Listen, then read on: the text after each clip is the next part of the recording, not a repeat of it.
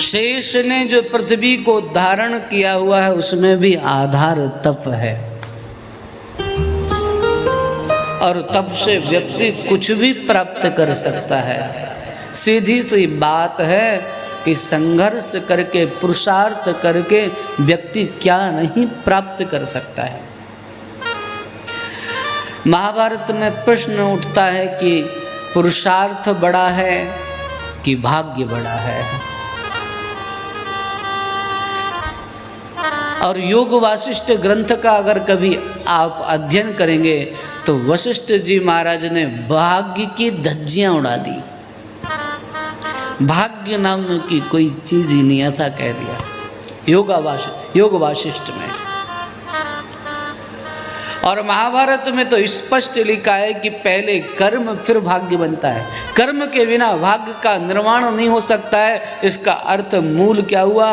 मूल तो कर्म है, तप है। बिना तप के हम संसार में कुछ नहीं प्राप्त कर सकते हैं। आज भी आप देखें, जो भी उच्च स्थान को प्राप्त करते हैं उनको तप की बहुत आवश्यकता होती है।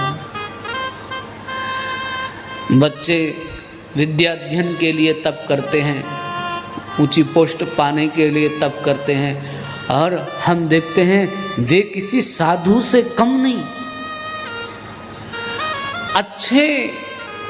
अच्छी पोस्ट पाने के लिए, IAS IPS बनने के लिए बच्चे क्या नहीं करते हैं, और उनके धैर्य को 100 बार उन युवाओं के धैर्य को प्रणाम है।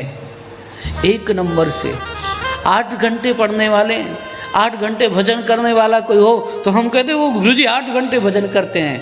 मैं कहता हूँ अगर कोई विद्यार्थी IAS IPS बनने के लिए, भारत के भविष्य के लिए 8 घंटे पढ़ रहा है, वो भी किसी साधु से कम नहीं है, संत से कम नहीं है। 8 घंटे, 16 घंटे, 4 घंटे सोते हैं बच्चे, पढ़ते हैं। तप है, तप है, और उस तप के प्रभाव से ही पाते हैं। और धैर्य भी है उनके अंदर। कई बार विपरीत परिणाम आ जाते हैं, और भारत की जो व्यवस्था है उसको विषय में कुछ कहने की आवश्यकता नहीं है। तो कई बार तो ये और होता है, जब बच्चे अपने से कम अंक वाले को आगे जाते हुए देखते हैं तो उतना ही दुख होता है जैसे किसी विद्वान को पीछे छोड़ करके कोई दूर तक आगे बढ़ जाए तो विद्वान को पीड़ा होती है। ऐसे ही बच्चों को भी पीड़ा होती है, लेकिन उस पीड़ा को सहन करके भी वे अपने मार्ग में आगे बढ़ते हैं और अपना लक्ष्य प्राप्त करते हैं। ये भी तप है।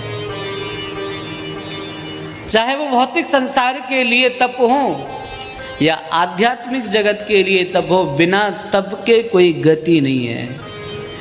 बिना तप के कुछ नहीं हो सकता है।